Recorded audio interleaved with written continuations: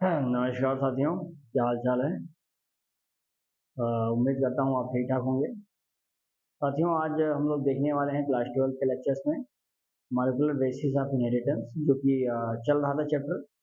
उसी क्रम में हम आज देखने वाले हैं एक अगले लेक्चर में, जिसमें हम बात करेंगे। बहुत इंपॉर्टेंट, बहुत ही नामी टॉपिक होगा, जिसको बोलते हैं ट्रांसक्रिप्शन। ट्रांसक्रिप्शन के विषय में जानेंगे इस लेक्चर में। नेक्स्ट लेक्चर में हम समझेंगे प्रोकैरियोट और यूकैरियोट में ट्रांसक्रिप्शन कैसे होता है। तो आइए हम लेट नहीं करते हैं, बहुत ही आसानी है, बहुत ही ईजी तरीके से ट्रांसक्रिप्शन समझते हैं। लेकिन उससे पहले जानने की आवश्यकता है कि भाई सेंट्रल डोग्मा क्या है। सेंट्रल डोग्मा मतलब डीएनए, डीएनए से मैसेंजर आरएनए और आरएनए से प्रोटीन, ये बनने की जो प्रोसेस होती है इसको सेंट्रल डोग्मा कहा जाता है। तो जरूरी है कि पहले सेंट्रल डोग्मा के विषय में हम लोगों को जानना है, ठीक है। तो लेट नहीं करेंगे, आइए बहुत ही इंपॉर्टेंट टॉपिक को लेकर से आप नोट्स अपन निकालिए। इंपॉर्टेंट बातें मैं दिखाता चलूंगा, आप जरूर लिखते रहेंगे उसमें। देखिए बहुत ही सिंपल है। जैसे ये डीएनए है सबसे इंपॉर्टेंट, ठीक है। तो डीएनए क्या करता है? रेप्लिकेशन करता है। अच्छा, रेप्लिकेशन आप समझते होंगे, अपने जैसे कॉपी को तैयार करना डीएनए को, इसी को बोलते हैं डीएनए का रेप्लिकेशन। समझ में आया? अर्थात ये डीएनए क्या करेगा? रेप्लिकेशन करेगा। और यहाँ पर एक प्रोसेस होगा जिसका नाम क्या होगा? ट्रांसक्रिप्शन, ठीक है। और यही ट्रांसक्रिप्शन आप देखेंगे कि यहाँ से क्या तैयार कर देगा? एक आरएनए बना देगा। क्या बना देगा? आरएनए बना देगा।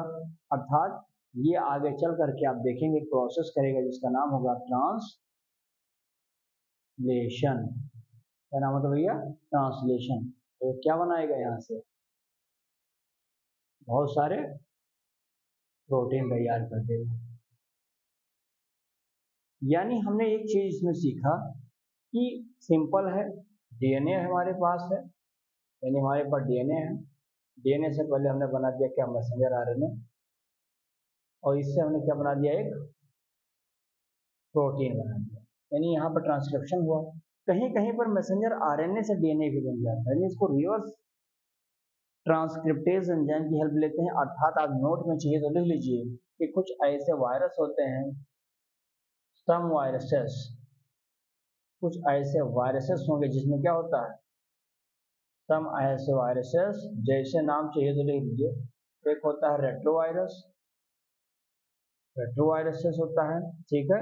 इसमें क्या होता है? इसमें आप देखेंगे रिवर्स ट्रांसक्रिप्शन होता है। दैट इज, इसका मतलब क्या हुआ? That is they convert they convert RNA into DNA. क्या मामला समझ में आया?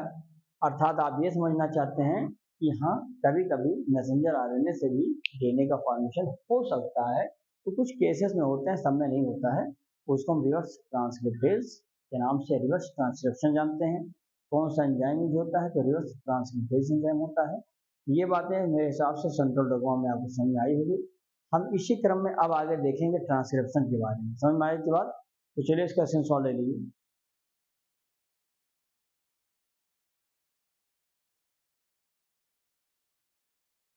चलिए, अब हम इसी क्रम में देखने वाले हैं एक ट्रांसक्रिप्शन के बारे में। समझ आ गया? सेंट्रल डोग्मा में देख लिया। अब ट्रांसक्रिप्शन देखेंगे। ट्रांसक्रिप्शन बहुत आसान है। जैसे मान लो कि ये डीएनए है, ठीक है, डबल स्ट्रैंड डीएनए है, ये इसे जो था मैंने इसको ओपन किया। डीएनए का जो स्ट्रैंड है 3 to 5, ये तो टेम्पलेट का काम कर रहा है। 5 to 3 कोडिंग स्ट्रैंड का काम करेगा।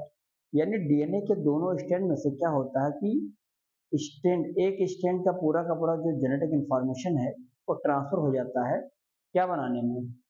एमआरएनए में। यानी डीएनए से एमआरएनए का बनना एक प्रकार से हम कह सकते हैं क्या है? ट्रांसक्रिप्शन। कौन सा एंजाइम है? तो डीएनए पर वो डिपेंड करता है, डीएनए डिपेंडेंट, जो डीएनए को खोल रहा है क्या बनाने के लिए? आरएनए। तो DNA dependent RNA polymerase are used. Clear? तो देखिए बहुत आसान है, मैंने कहा ना छोटे छोटे डेफिनेशन है लेकिन इंपॉर्टेंट बहुत है। देखो, transfer of transfer of DNA strand. DNA strand किस में ट्रांसफर हो गया? एमआरएनए, ठीक है। mRNA। क्लियर है बात? अर्थात वन स्ट्रैंड जो होता है, वन स्ट्रैंड किसका? डीएनए का। यहाँ पर आप देख सकते हैं कि वन स्ट्रैंड पर जितनी भी जेनेटिक इंफॉर्मेशन होती है, जेनेटिक इंफॉर्मेशन जो होता है, तो जेनेटिक इंफॉर्मेशन क्या होता है? ये ट्रांसफर हो जाता है। क्या होता है? ट्रांसफर होता है। किस चीज को बनाने के लिए? आरएनए में, या हम इसी को एमआरएनए। ठीक है, कौन सा एंजाइम यूज करते हैं आप? तो बताएंगे डीएनए डिपेंडेंट, डीएनए पर डिपेंड होता है आरएनए पॉलीमरेज। क्या पहला पॉइंट क्लियर हुआ हमारा? जो मैं कहना चाहता हूँ, डीएनए पर डिपेंड होने वाला आरएनए पॉलीमरेज एंजाइम को यूज करते हैं हम लोग बनाने के लिए। क्या? डीएनए से एमआरएनए बनाने में। क्योंकि जो भी एक स्ट्रैंड पर जेनेटिक इन्फॉर्मेशन होता है वो ट्रांसफर हो जाता है या कन्वर्ट हो जाता है किसमें? एमआरएनए में।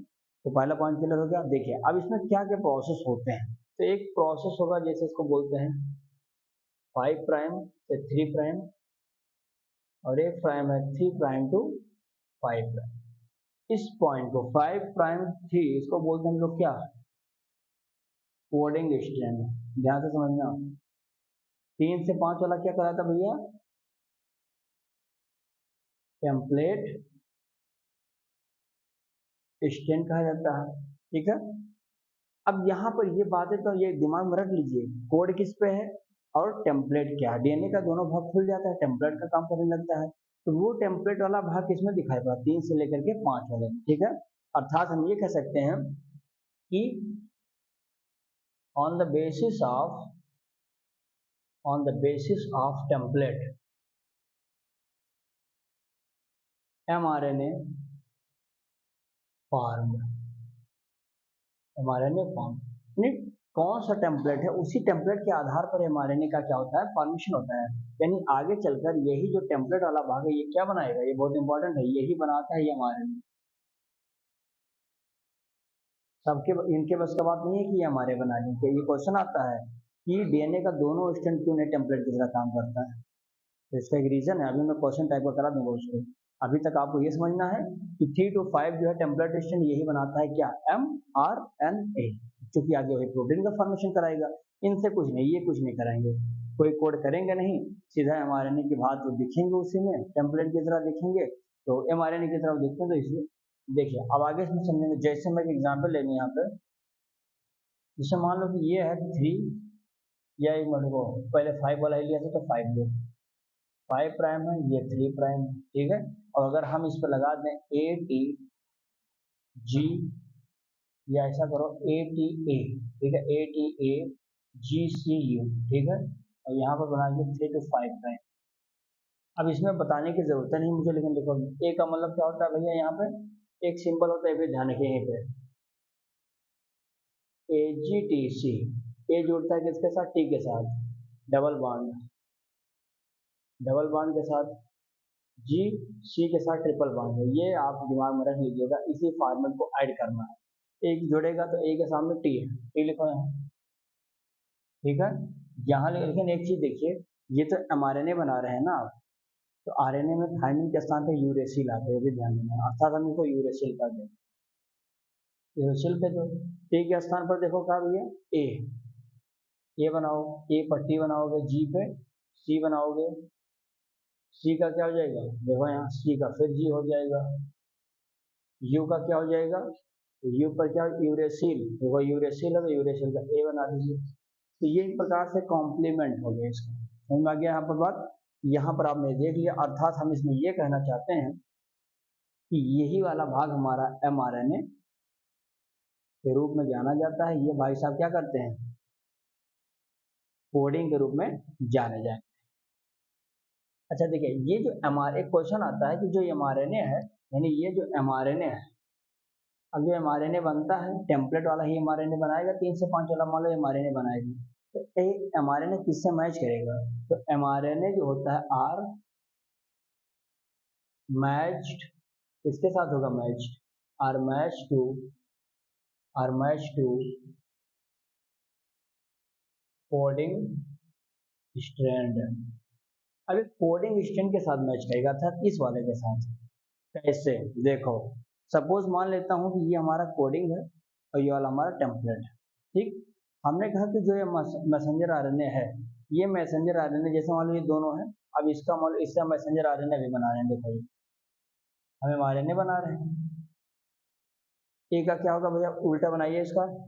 ए, ए का टी, इसका ए, सी का जी, सी का क्या हो जाएगा?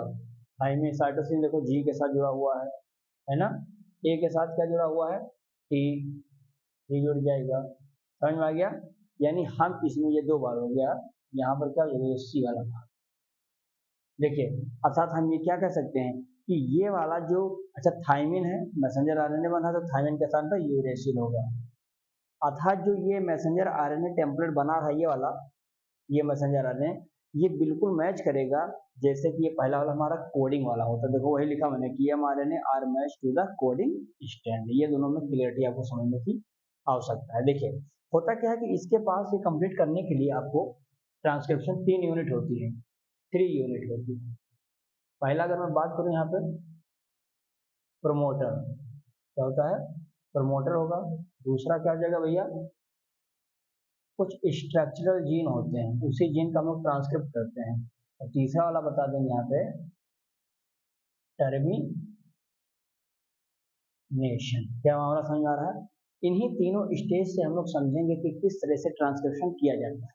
अब प्रमोटर क्या है कि 5 प्राइम पर लगेगा, इसी से आकर के आरएनए पॉलीमरेज बाइंड कर जाता है और वो एक्टिवेट कर देता है, जिससे वो ट्रांसक्रिप्शन क्या होता है वहां से स्टार्ट होता है। उस साइड में जाएंगे तो वहां पर आपको 3 प्राइम पर क्या जुड़ा रहेगा? एक फैक्टर लगा रहेगा, जो फैक्टर इस प्रोसेस को, ट्रांसक्रिप्शन को रोकेगा, जिसको टर्मिनेशन कोडान या टर्मिनेशन फॉर्म के रूप में जानते हैं। अब देखिए, अगर मैं यहाँ पे पहले बात करूँ यहाँ पे किसका है? प्रमोटर की। तो प्रमोटर की सबसे बड़ी क्वालिटी क्या है? देखिए, ये मान लो ये डीएनए हो जाए, ठीक है? ये 5 प्राइम से 3 है और ये 3 से लेकर के 5 तक है। ध्यान देना। अब ये वाला एरिया जो यहाँ पर है, इसे हम बोलते हैं क्या भैया? प्रमोटर कहते हैं। ध्यान देना, ये प्रमोटर है, ठीक है? ये प्रमोटर है। इस वाले स्टेट को हम लोग क्या बोलते हैं? अप स्ट्रीम कहते हैं। अब स्ट्रीम कहते हैं। और यहाँ पर आप देखेंगे ये वाला 3, ये क्या कहलाता है? Down stream. क्या कहलाता है? डाउन स्ट्रीम, ठीक है? और ये जो ये वाला एरिया आप देख रहे हैं, ये टर्मिनेटर है, ये टर्मिनेटर है। और यहीं पर आप देखेंगे ये 3 से जो 5 वाला एरिया है, ये जो टेम्पलेट वाला है, इसको बोलते हैं क्या? ये टेम्पलेट है, ये वाला कोडिंग है। यानी किसी को कोड करने के लिए बात होगी, यहाँ पर टेम्पलेट पर ही आपको चीज मिलेगा। टेम्पलेट पर ही आपको देखेंगे कि यह आपको स्ट्रक्चरल जीन मिलेंगे। बहुत सारे स्ट्रक्चरल जीन ऐसे रहेंगे, उन्हीं जीन को हम लोग ट्रांसक्रिप्ट करते हैं किसमें? mRNA। समझ में आया? तो ये प्रोसेस है। अब आगे भी देखेंगे यही टेम्पलेट वाला बनाएगा क्या? mRNA का फॉर्मेशन कर देगा, ठीक है? अच्छा, प्रमोटर जो है, ये देखिए जो प्रमोटर लगा है, ये प्रमोटर क्या करता है? इस प्रमोटर से ही क्या होता है? ट्रांसक्रिप्शन की प्रोसेस जो होती है स्टार्ट होती है। ध्यान देना, यहाँ से स्टार्ट होता है, टर्मिनेशन पर क्या होता है? ये प्रोसेस स्टॉप हो जाता है। यानी अब ये जानकारी मिल गई है कि अब हमको ट्रांसक्रिप्शन ज़्यादा नहीं करना है। सिर्फ बार बार या कंटिन्यू ट्रांसक्रिप्शन होगा तो तकलीफ है, तो कुछ समय बाद ट्रांसक्रिप्शन के रेट को रोकना है तो एक फैक्टर लगाना है, जिसको टर्मिनेटर बोलते हैं या टर्मिनेशन कोडान के नाम से जाना जाता है। ये प्रोसेस में आ गया मेरे हिसाब से। अब इसमें मैं कुछ इंपॉर्टेंट नोट्स के बारे में आपको समझाऊंगा, क्योंकि ट्रांसक्रिप्शन करने के लिए बस इतने ही फैक्टर आपको जानकारी रखना है। प्रमोटर क्या है, डाउन स्ट्रीम क्या है, टर्मिनेटर क्या है, कोडिंग स्टैंड क्या है, टेम्पलेट स्टैंड क्या है, किस पे स्ट्रक्चर जीन लगा होता है, कब ट्रांसक्रिप्शन होता है, एमआरएनए कैसे कोडिंग से मैच करता है, या क्या कॉम्प्लीमेंट्री बेस पेयर होते हैं, कैसे आपस में कॉम्प्लीमेंट्री बनाते हैं, इन सब बेस पेयरों का क्या अध्ययन होता है, एवरीथिंग आप समझ पा रहे होंगे। अब हम नोट के माध्यम से कुछ नोट समझेंगे 2-4, फिर इस लेक्चर के बारे में आगे बताते हैं। पहले इस क्वेश्चन सॉल्व में,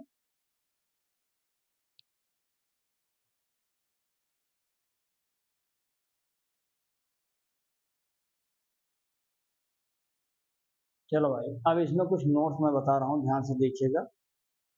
नोट नंबर अगर मैं 1 की बात, नोट नंबर 1, देखिए नोट नंबर 1 की जब हम बात करेंगे तो सिंपल आप समझेंगे भैया, ये डीएनए है, ठीक है ना, क्या ये डीएनए है। ये डीएनए क्या करेगा, कुछ बनाने की कोशिश करेगा, अर्थात ये मैसेंजर आरएनए बनाएगा। तो जब डीएनए मैसेंजर आरएनए बनाता है अर्थात ट्रांसक्रिप्शन के केसेस में होता, तो कौन सा एंजाइम खर्च हुआ था यहाँ पर, उसका नाम लिखे यहाँ पे, यहाँ लिखेंगे क्या था, डीएनए पर डिपेंड करने वाला था, डीएनए डिपेंडेंट आरएनए पॉलीमरेज। क्या पहली बात समझ में आई, डीएनए से एमआरएनए बनाने के लिए आपको क्या चाहिए, आपने कंफर्म कर लिया कि साहब ये चीज चाहिए, ठीक है। अब अगर मैं बताऊं आगे कि डीएनए से, नोट नंबर 1 हो गया, ये 2 देखेंगे, डीएनए से डीएनए ही बनाना है आपको, डीएनए से डीएनए ही बनाना है, अर्थात यहाँ पर हमको क्या करवा देना है, रेप्लिकेशन करवाना है।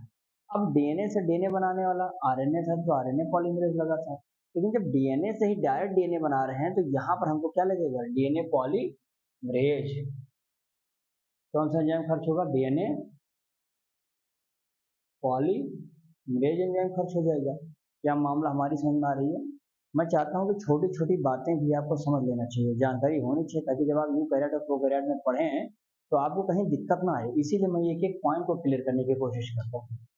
देखिए अगला पॉइंट समझेंगे भैया, तीसरा, आपके पास एमआरएनए हो गया, ये जैसा बन चुका है।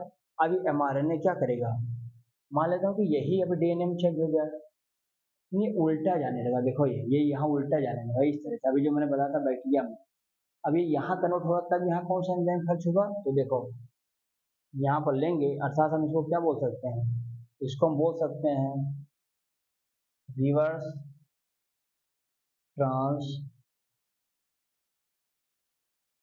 Transcriptase enzyme. मामला समझ में आ रहा है की बात है। ये सब एंजाइम मिल करके बनाते हैं कुछ अलग अलग काम को करने के लिए, आपको एक एनर्जी देते हैं, समझ में आया, जरूरी है। अब यहाँ पर हम कुछ इंपॉर्टेंट पॉइंट्स और समझेंगे ही, देखो चौथे पॉइंट में समझिए, जैसे मान लो कि डीएनए हेलिकेज का काम क्या होता है, डीएनए हेलिकेज, जैसे मान लो भैया कि ये डबल हेलिक्स मॉडल हो जाए, मतलब डीएनए है, कुंडल के रूप में है, क्वाइल यहाँ पर में, अब इसको खोलने वाला कोई एंजाइम चाहिए, ठीक है। अब वो एंजाइम चाहिए ही तो कौन देगा, ये डीएनए हेलिकेज, अर्थात हम बता देंगे क्या करेगा, हेलिक्स को ये ओपन करेगा, helix open of DNA, clear है बात यहाँ तक। अब यहीं पर आप देखेंगे 5वें नंबर पर टोपो आइसोमरेज, ये क्या करता है, ये स्ट्रेस को रिमूव करता है,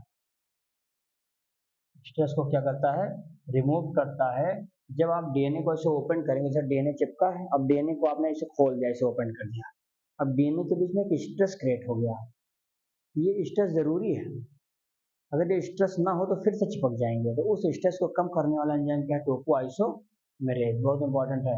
फिर देखेंगे छठे में डीएनए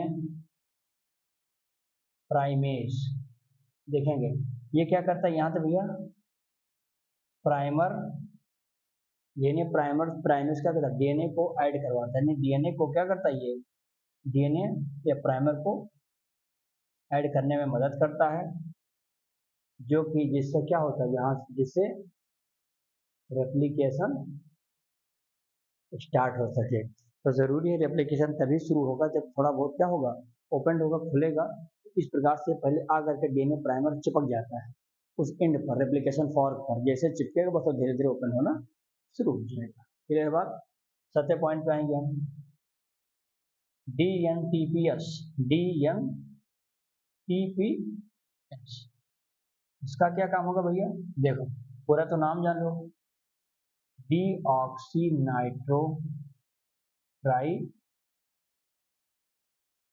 फास्फेट, ध्यान देना, इनका काम क्या भैया लोगों का, तो देखो ये क्या करते हैं, जो न्यूक्लियोटाइड होते हैं उसको ये लोग एक्टिव करने का काम करते हैं, अर्थात बिना न्यूक्लियोटाइड के काम होगा ही नहीं।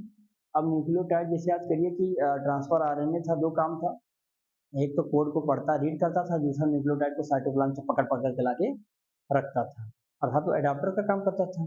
अब वो न्यूक्लियोटाइड को पकड़ पकड़ के ला रहा है, लेकिन उस पकड़ कर लाने का मतलब ये नहीं है कि उसे लाके रख दोगे, नहीं। अब उसको कोई तो एक्टिवेट करने वाला चाहिए ताकि प्रोटीन का फॉर्मेशन हो पाए। तो यही टीआरएनए क्या करता है, डीएनटीपीएस उसको एक्टिवेट कर देता है। समझ में आया? ये सारी पॉइंट्स आपको यूकैरियोट्स में अगले टॉपिक में देखेंगे। 8वें पॉइंट में देखेंगे डीएनए लाइगेज। डीएनए लाइगेज का काम करता है भैया, तो ये क्या होता है, आपने पढ़ा होगा ओकाजाकी फ्रेगमेंट। तो डीएनए के बीच में जो फ्रेगमेंट था, उस डीएनए फ्रेगमेंट को आपस में क्या करना होता है, इसको एडेड करना होता है, जो कि कहाँ पर देखा था आपने, सेमी कंजर्वेटिव डीएनए रेप्लिकेशन। समझ में आया? डीएनए रेप्लिकेशन जब आपने सेमी कंजर्वेटिव वाला किया था, तो वहां पर आपने देखा था कि एक तो सीधा स्टेप था, ठीक है, नो प्रॉब्लम, कंटिन्यूस था। लेकिन एक हमारा कैसा था जिसमें फ्रेगमेंट हो गया था, छोटा छोटा एरिया टूट गया था। उस गैप को भरने वाला जो एंजाइम्स होगा, जो एंजाइम की जरूरत पड़ेगी, डीएनए लाइगेज होगा। ये मैंने वहां पर भी बताया था, लेकिन यहाँ पर भी समझ लीजिए। इतनी बात समझ में आई? तो चलिए इसका सॉल्व लीजिए, फिर एक लेक्चर और बताता हूँ, छोटा सा इसमें टॉपिक और बचा है।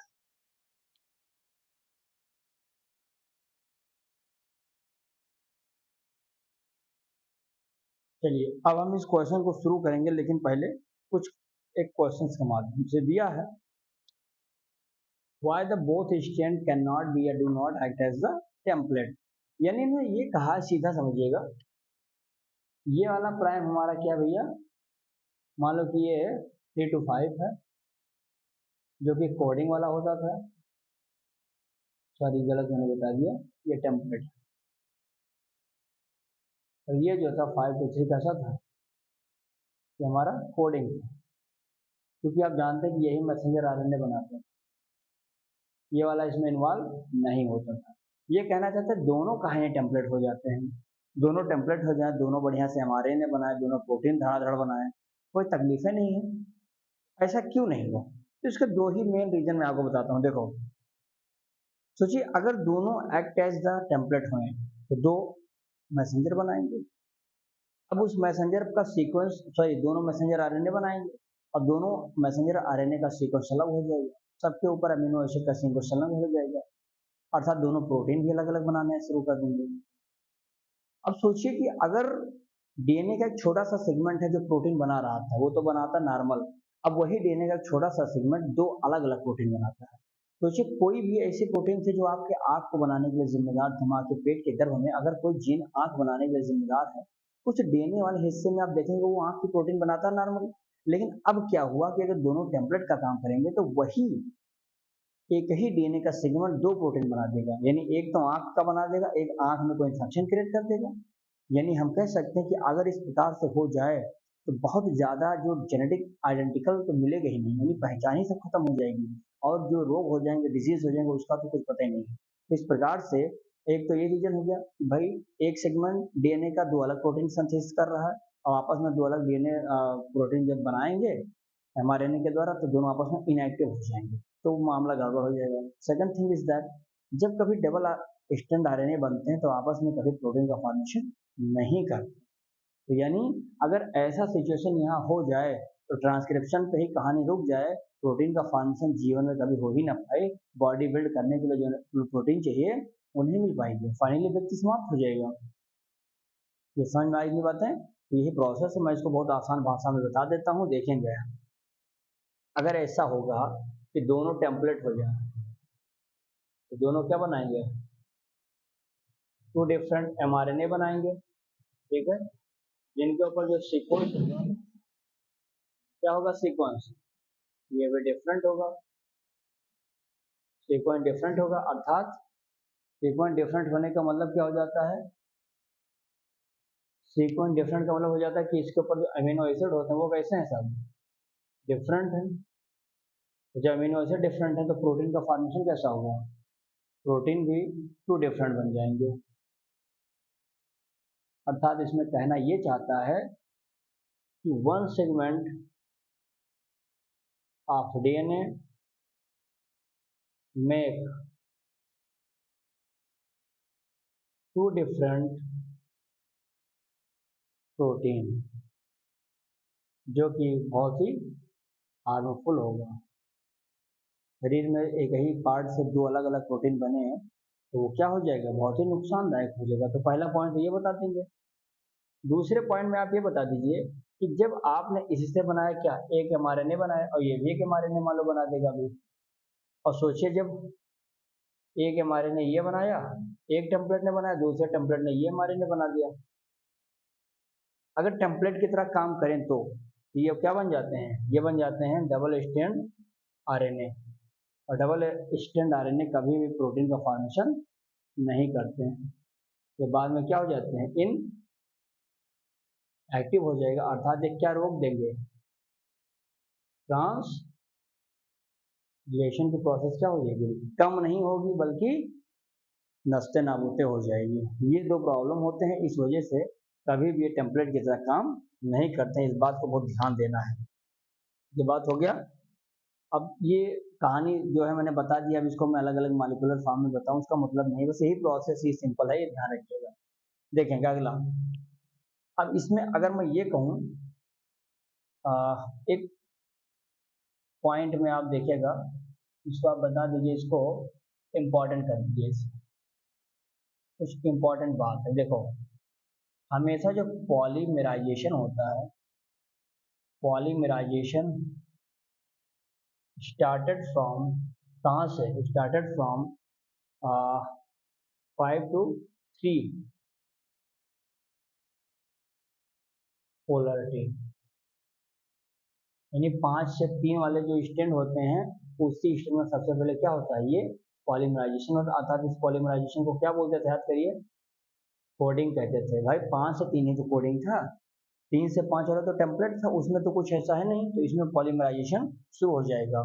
अब यहाँ पर होगा क्या कि ये जो है, अर्थात हम बता देंगे 5 to 3 जो होता है, ये क्या करते हैं, ये सेम होते हैं।